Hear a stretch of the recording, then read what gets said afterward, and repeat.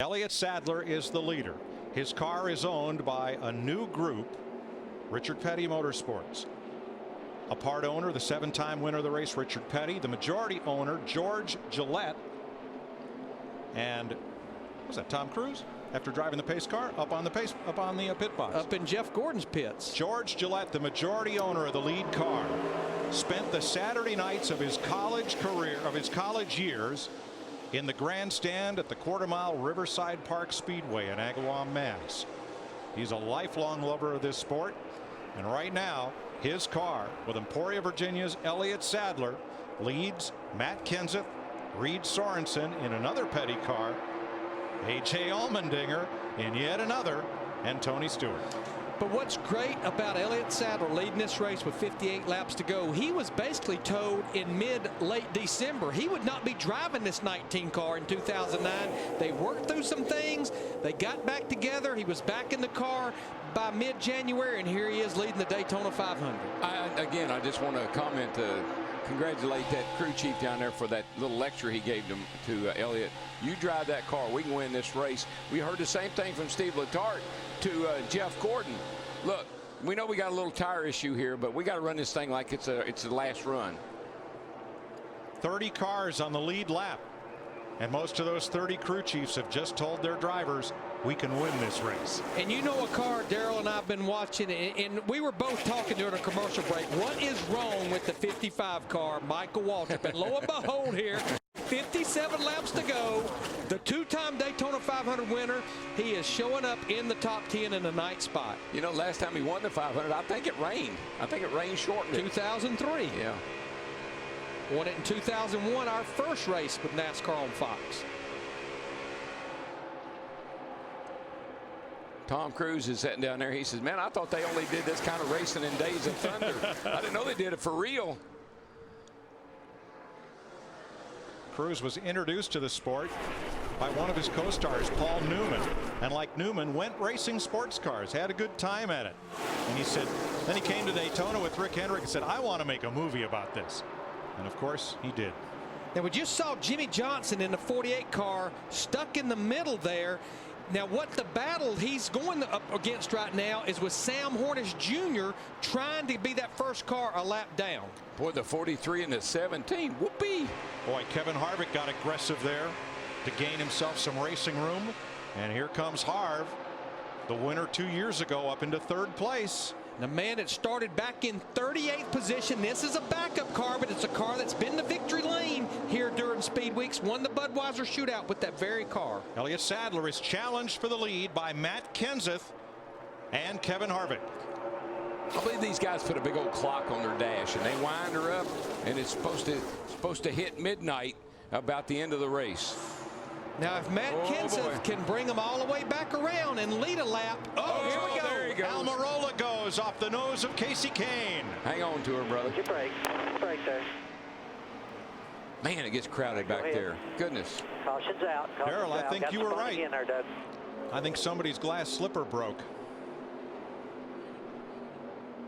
Little damage to the right front corner of Kane's car.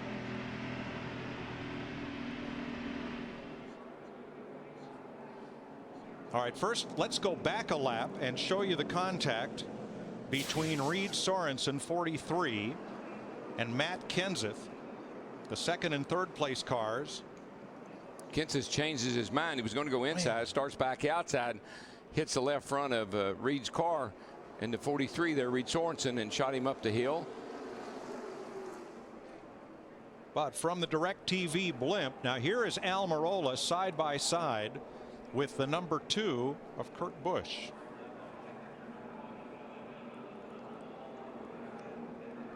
He runs up on the back of Yeah, what a stack up. Yeah, right I mean, there. it's just they're just all wadded up right there.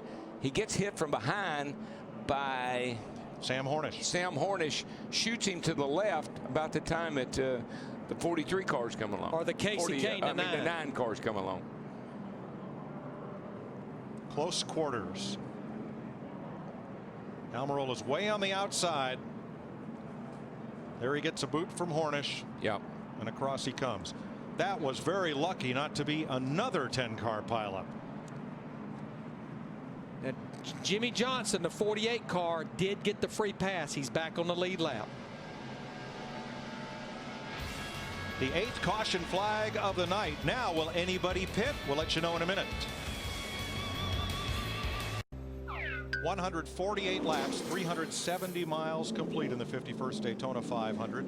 None of the lead lap cars came in on this caution flag, and we'll talk about that in just a moment. First, another question from Ask.com, the official search engine of NASCAR. What was the closest finish in Daytona 500 history? All you have to do is ask. Go to Ask.com for the answer. Ask.com, official search engine of NASCAR. Larry, it's been 27, 28 laps since most of the leaders were on pit road, but no takers among the lead lap cars this time. Well, again, I think they're watching the radar and they're watching the weather. Everyone knows, regardless, even if you stopped right there, you're still going to have to make another stop. And I just think they want to run this thing out just as far as they possibly can to see what this weather is going to do. Last thing you want to do, Larry, is pit right now. You see the bit of rain falling. Katie Kenseth up on the pit box for husband Matt. Let's check in down at the Hollywood Hotel. Well, Mike, 52 laps to go here, and you can see the rain coming down. The 17 car, Matt Kenseth, who is in his 10th Daytona 500 race, has yet to win one of these. Didn't win a race all of last year. Just a quick recap. We've had 9 leaders, 9 lead changes. One of the leaders, Kyle Busch, who's led the most laps, 88, going 190 miles per hour early in the race. Dale Earnhardt Jr., the crowd up hollering. He led for a lap, and that was important because later Jr. had pit problems, went a lap down along with Brian Vickers, so they're both fighting for that free pass spot. Vickers trying to block him, Jr. into the back of him, and at least 10 cars, including Dale Earnhardt Jr. and Kyle Busch, wrapped up in this wreck. And Brian Vickers, who was trying to block Jr., had some comments afterwards about Jr. It's kind of sad. I mean, you know, to wreck somebody intentionally like that in front of the entire field is really kind of dangerous. I mean, that's my biggest problem with it. But apparently he wanted a caution pretty bad. Jeff Hammond, Chris Myers, time for an AT&T race break. Your thoughts? I asked you when I first saw that, and we heard the guys in the booth. Was that more Junior? Was that more Brian Vickers? Your thoughts? Oh, that right there is a byproduct of the Daytona 500. I mean, when you get down this close, the weather's like it is, you've got a fast race car. You know you've got to get that lap back. Sometimes your patience run out, and I think he really felt like he'd maybe been blocked and didn't need to be blocked. So, you know, it's kind of like, I'll Junior. All right, again, we are under caution here, but the race is official, should it be. Yes, We've had 3 Daytona 500 races that have been called because of rain, but it should be light enough, at least according to the forecast, we would be able to get this race in. Matt Kenseth leading Kevin Harvick. How about A.J. Allmendinger for a while? We saw Elliott Sadler leading. Here's a guy in Allmendinger in his first Daytona 500, had to race his way in, and he's been hanging in the top 5 all day. This young man here is so impressive. All last year when he had to make races, qualifying on time, he really showed a lot of improvement. Like I said, during the offseason, looked like he was going to wind up in the 19, but now he is in the 44 car trying to basically get a ride. This is taking a look at his wife, Lynn, AJ's wife, and, you know, a big cheerleader. I mean, she told us a long time ago that AJ actually brought sexy back into NASCAR when he showed up around here, but he's an outstanding young man, outstanding driver, and I mean, again, very impressive during Speed Week so far, and hopefully he'll continue this through the rest of the year. From Los Gatos, California, and on Valentine's Day weekend. All right, sexy is good for racing. Jeff's picks for today's AT&T fastest pit crew are Tony Stewart, Jeff Gordon, Carl Edwards. Don't forget to vote for the AT&T fastest and most valuable pit crew of the year from your AT&T phone. Text the pit crew's car number to 2258, and you can vote. So far, that's what Jeff is thinking. And under a caution here, with Matt Kenseth leading Kevin Harvick and 52 laps to go in the Great American Race. Get ready. Green. Ole, ole, ole, ole. What's up? All clear, still clear. We're not out running them speed-wise, but we're out handling everybody.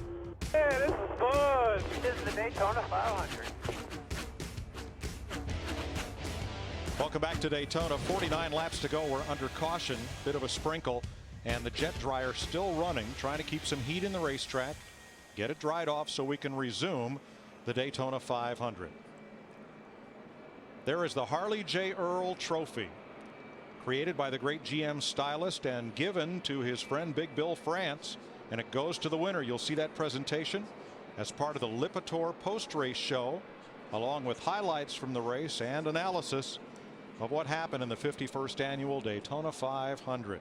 That trophy, created every year, weighs 54 pounds. John Liebeck from Omaha is the sculptor, and the car on the top of the trophy, the Firebird 1, one of the great GM styling cars created by Harley Earl. You know, we still have 48 laps to go, and we're going to get this race restarted. We're going to work as hard as we can, NASCAR. But there's a lot of things happening with the car that's leading this race right now, Matt Kenseth. One is with that man right there, Jack Roush, the owner of this 17 car. He's been an owner in Sprint Cup since 1988. He started Roush Racing, which is now Roush Fenway, with Mark Martin as a single car team. All the races he's won, 113 races, he's never won a Daytona 500. Matt Kenseth went winless last year. They made a crew chief change over the offseason. A rookie crew chief sitting on the pit box right now, Drew Blickensderfer. There you see him right there. This is Drew right here. That's Ron Hornaday from the Camping World Truck Series, his son-in-law. Drew has been in the Nationwide Series, and here he is in his first race as a Sprint Cup Series crew chief, leading the Daytona 500 with Matt Kenseth. Today's Sprint Monster Mobile moment was the big crash on lap 125. Brian Vickers trying to stay in the free pass position. Dale Earnhardt Jr. trying to take it away. Lots of contact, and in the melee, Vickers spins up and into the 18 of Kyle Busch, taking the race's dominant car out of the show and to the garage. A lot of good race cars out with that wreck right there.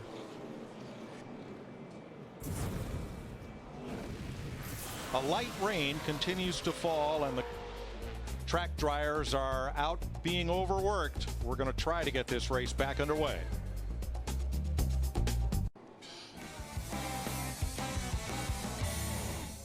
Welcome back to Daytona International Speedway, where our aerial coverage is brought to you by DirecTV. Now get over 130 of your favorite channels in high definition. A light but persistent rain continues to fall on Daytona International Speedway. They have brought the cars to pit road, withdrawn the yellow, and issued the red flag. Some of the cars have now been covered up, and no work is permitted on cars during the red flag. Matt Kenseth is the leader. He has led a grand total of 1 green flag laps tonight. Let's show you how he wrested the lead from Elliott Sadler in the 19 just prior to this last caution coming out.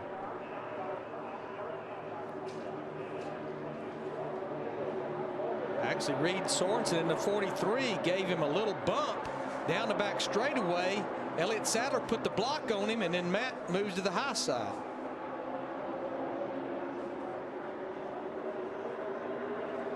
I think Matt gets a good push here from Kevin Harvick in the 29 Pennzoil.